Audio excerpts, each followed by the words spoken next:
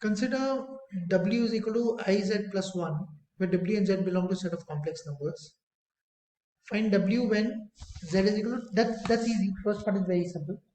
So your W will be I into 2I plus 1. That's your 2I square plus 1. I square is what? Minus 1. No? So minus 2 plus 1, which is what? Minus 1. Hmm? So then your W is equal to I into Z is 1 plus I plus 1. Correct? So I plus I square plus 1. I square is minus 1. So I minus 1 plus 1, which is equal to I. Okay? Put Z on the Argand diagram. Point Z on the Argand diagram can be transformed to point W by two transformations. Okay? Describe the two transformations and then give the order when they get applied. So which one do you have to do? Both? Acha, so yeah. So part nay, what is it asking you? Yeah. So basically that is giving you a hint sort of. So when you draw your organ diagram, you have the real part, real axis and the imaginary axis. Correct? So if your Z was 2I, so suppose if you do the first thing, 2I will come somewhere here. That's my 2I. Correct? In the first one, your W is equal to minus 1. So W came minus 1. Correct? This is the first one. So when your Z was 2I, your W came minus 1. In the second one, what happened is, when it was Z was 1 plus I, 1 plus I, so Z is equal to 1 plus I, correct? This is the real axis, this is the imaginary axis. So this is 1, correct, and 1, correct? 1 plus I, it got mapped onto I, it got mapped into I.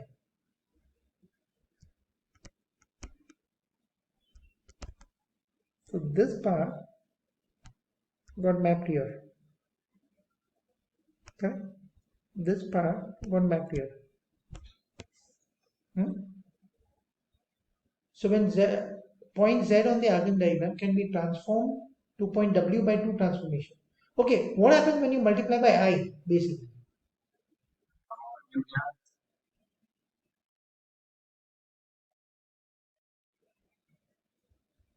Now, if you take any complex number and multiply by I, plus 1 will be obviously that will just translate it one unit up basically.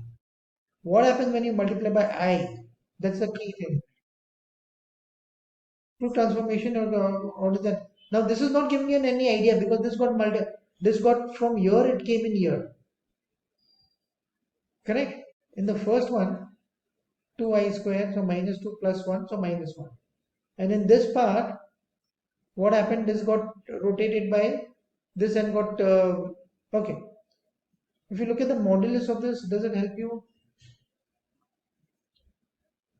You remember that your r is theta when you multiply by r is theta? So if you have I, how can you write your I in terms of r is theta? R is theta will be pi by 2. So that means this will get rotated by pi by 2.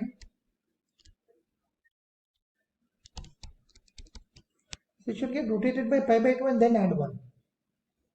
Now, okay, so this part should get rotated by any complex number should get rotated by pi by 2, and then you have to add 1 to that. So one of our answers are wrong here.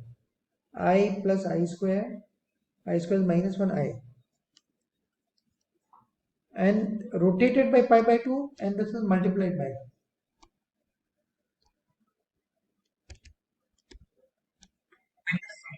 And the real part, this is your huh?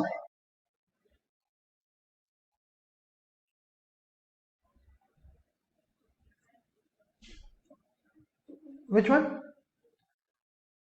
So I square is minus 1, no? Okay. So multiplied by it, and this gets multiplied by 1. This 1 gets added to the real part.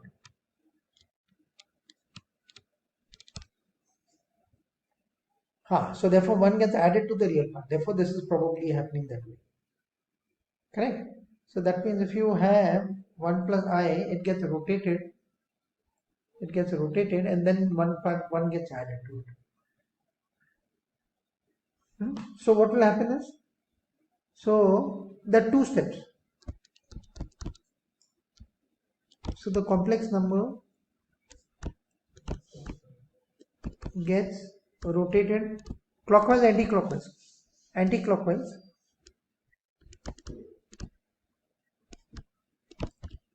by 90 degrees.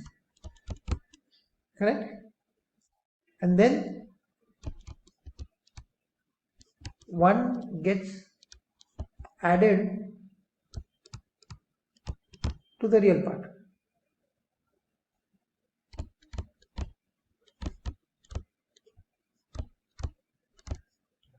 This is what is happening. Hence, so otherwise find the value of z when w when this is, so you can do that. How will you do that? Part C. But you can then, without that also you can do it. You just substitute. You know, this is the relationship. Correct? W is equal to 2 minus I. Correct? And let your z be a plus bn.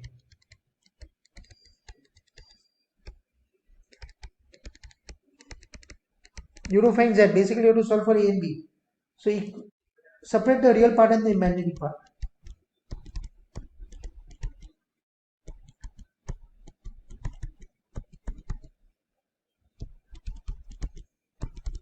Is equal to 1 minus b. Correct? I square is minus 1 plus ai. Therefore, 2 is equal to 1 minus b. B is equal to 1 minus 2. B is equal to minus 1. A is equal to minus 1. So that means your z should be what? A minus ba. This should be your z. Correct? So this is a cable. A, B, C, D are building. So this is the access point and this is connected to access point. The connection between each end of the cable and an access point has a 1.4% probability of failure after a power switch. So probability of failure of each of them is 1.4%.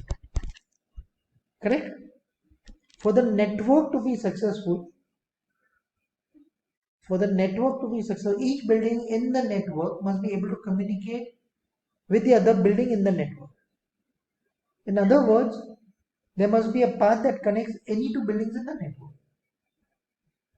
Correct? Jonas would like the network to have less than 2% probability of failing after the power switch. So that Jonas network satisfies the requirement of being the less than 2% probability of network failing after the power switch. Now, when there's a power surge, let's say A gets disconnected. Correct? Now, if A gets disconnected, so A is disconnected, but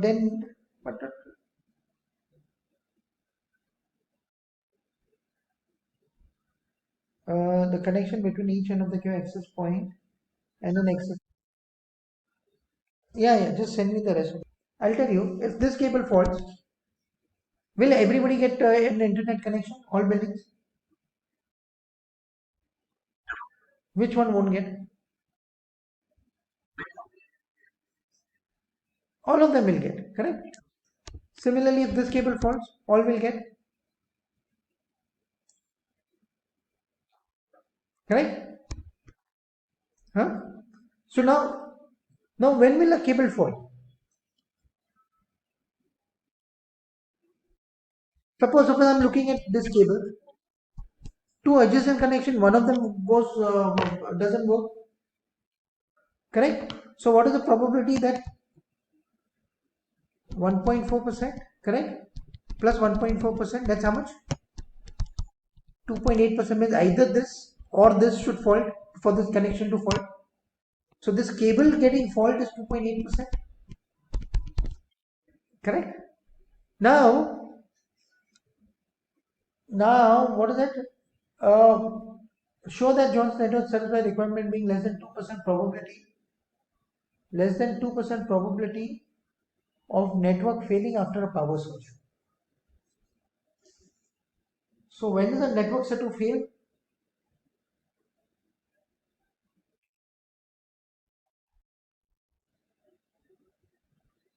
For a network to be successful, each building in the network should be able to communicate to other buildings in the network. So if this one cable fails, that doesn't matter.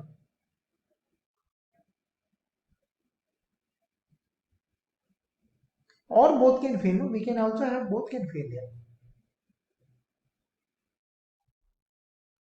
Correct? No, 1.4, 1.5, both can fail at the same time.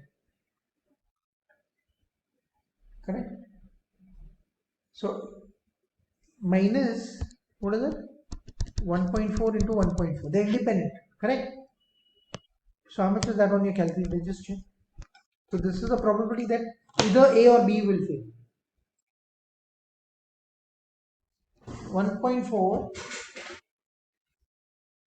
1.4 plus 1.4 minus 1.4 square. That's how much? 0.84%.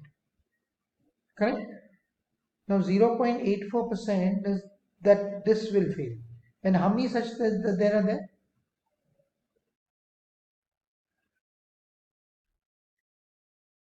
8, na?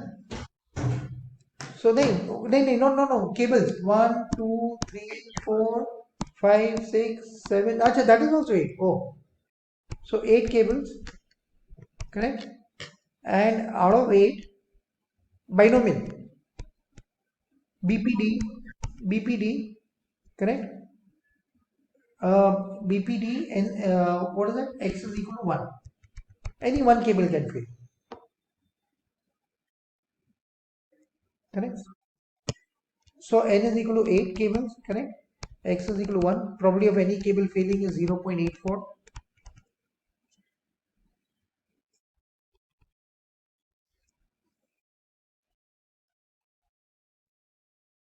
How much is that?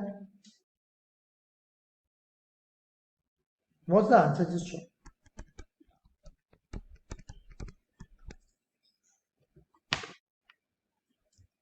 See, what are they doing is, see, there'll be two access points in A, one connected to B and one connected to D. So totally there'll be 16 access points. And any access point failing, the probability of any access point failing is how much? 1.4%. Correct? So now any one access point fails, basically that will, so out of 16 points, one can fail basically. Or the two, see, suppose A and D will be connected by this, correct? A and B will be connected. That's what. So so that's what I'm saying. See, therefore you read this up, therefore I read it again. Each individual cable is installed in such a way that each end of the cable is connected to building's access point. Now, Ajay, even so basically, there's one connection coming from B and one from D. Let's say, no, you think like that. Means that there are 2 points at A, basically. A is getting internet connection from 2 points. And how many can fail?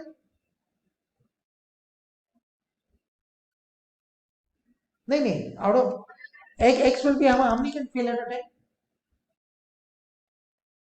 time? Either one can fail. Can two fail? Yeah, two can also fail, but not for the same one. No? Not for the same building. Like like A connected to D and A connected to B, both can't fail at the same time. Yeah. What is that on binomial with what are they taking X's?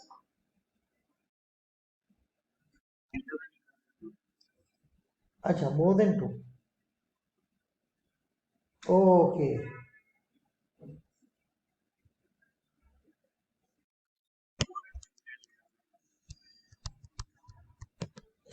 More than two fails, the network fails. But more than two of the same building fails, then the network will fail still. Then.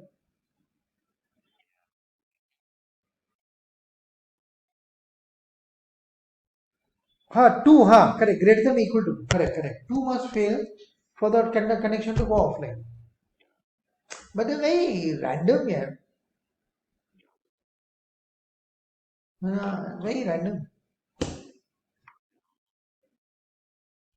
That's what they are trying to do.